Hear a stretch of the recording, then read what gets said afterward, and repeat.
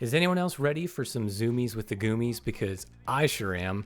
As you may or may not know, the VLK Rogue is a beast of a shotgun. When you have Dragon's Breath, a Marauder suppressor, and a big barrel, that range is great for 2-shot kills. We're talking 8.9 meters, but with an awesome fire rate. But you know what? It's too slow. We need something faster. And if you're craving some absolutely nutty movement speed with shotguns, you've come to the right place. The VLK Rogue has a certain setup that is one of the fastest weapon movement speeds in all of Modern Warfare's guns in Warzone. I will say that a lot of the guns now from Vanguard and Cold War are even faster. It's kind of ridiculous, but this one still can compete. Some of you guys may have played with it before, some of you may not have. Now, before we get started talking about the VLK Rogue, I want to mention one quick thing about this video, and that is really just an apology to you guys for the quality of this gameplay, because honestly, I didn't do very well. There's a few good kills in it, but overall, it's not my best. I was struggling a lot. I just wasn't feeling it, man. I'd really tried, but I just couldn't even do it even in Plunder, and that's kind of weird for me. I'm usually decent at it, but I just was not doing well. One of the reasons is I had to go back to 60 hertz from 120 on my PS5 because my HD60X is having some pass-through issues with the monitor and the capture software. I tried OBS, I tried Elgato, I even tried Bandicam, which everyone loves to hate on, and I was getting a lot of freeze frames, some stuttering, some lag. So there's something issue with my computer, I believe. So I'm sorry if you guys see a lot of like frozen frames or some stuttering or some weird things like that. I really do apologize. I am getting a new PC relatively soon, so that should hopefully fix all these issues. But anyway, let's get on to it. Enough complaining. So the VLK Rogue has some certain attachments that can really take that movement speed up to 11, but is it any good and is it worth it? Well, let's go into it. For once, we won't be talking about Dragon's Breath, which is undoubtedly one of, if not the best ways to run this gun, and most guns that have it, to be honest. Now, to make this super tiny, insanely fast gun, simply use a 6-inch revolt barrel, the no stock attachment, and the 4-round mag, and then of course some other two optional attachments are the 5mm laser and the choke. The 5mm and the choke are optional. They're recommended, but optional. The real kicker really is the first 3 attachments I mentioned. They all increase your movement speed, and this gun already has a solid speed. So we're going to take a look at sim.gg, so credits to them for all these stats. I'm pulling it from their site. The base movement speed for the VLK Rogue is about 4.9 meters per second, straight from the game code itself. When we attach these attachments, we take that movement speed up to about 5.33 meters per second, which is really good. That's about an 8% increase to its movement speed overall. Now let's compare that to, say, the well gun. The base well gun has about a 4.93 movement speed, and that's a pretty fast SMG. The Armaguerra is a 4.98, and the Cold War MP5 is a 4.93, just to give you kind of a baseline example. Now, I will say that a lot of these SMGs now can get even faster with a lot of their attachments, which is annoying because it leaves a lot of the Modern Warfare guns in the dust. But for the VLK Rogue to still be able to compete with some of these guns at these speeds is still pretty impressive. Now, if you want a shotgun and you want to be as fast as possible, this is easily the best build for that. It's pretty funny when you use it. It makes being able to close the gap really a lot more feasible, especially if you use stims. Stims go so well with this setup, and it's really fun to use for the most part.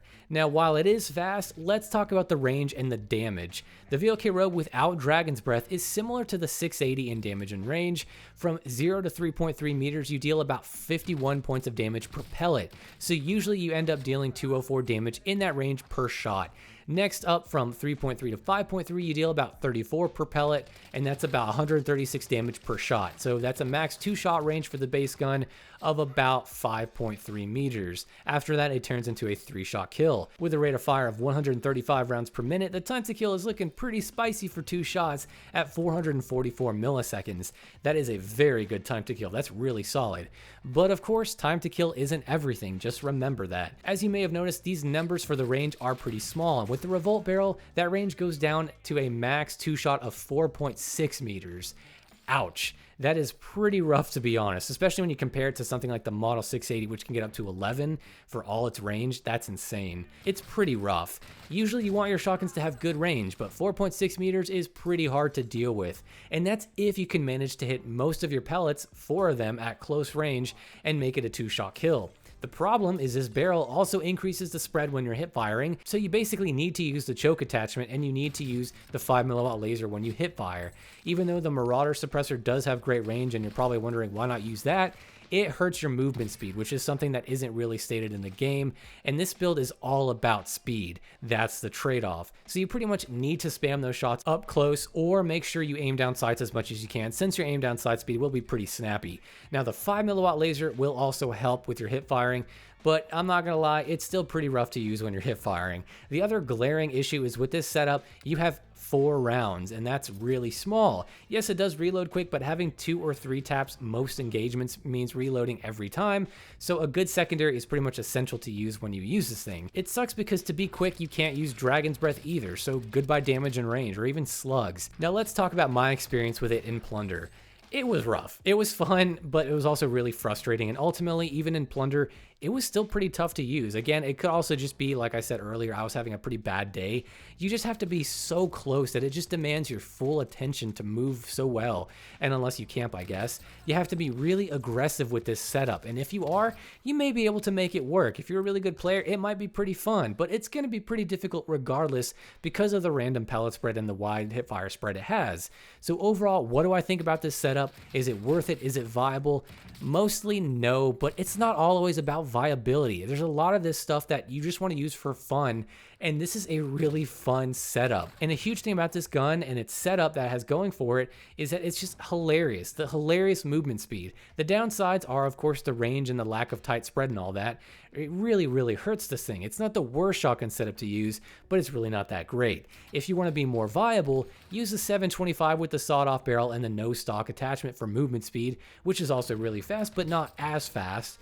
But it's a lot more viable, and you can use slugs on that too if you want to go for some more sniping stuff. At the end of the day though, I do recommend you guys at least try it for fun, because I've been so used to having these slow shotguns with these big barrels and stuff, and just switching to this, it's kind of liberating in a way, because you just can zoom around corners, you can zoom in, and you can just slide to people and stim shot, and you're just blazing fast. It is so much fun.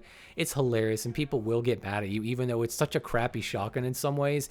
People still manage to get mad somehow. I don't even understand it, but with all that being said, guys, that's going to do it for this video. I am curious, what are your thoughts on this gun, and more particularly, this gun with this barrel and this setup overall? Have you used it? Have you seen how fast it can move?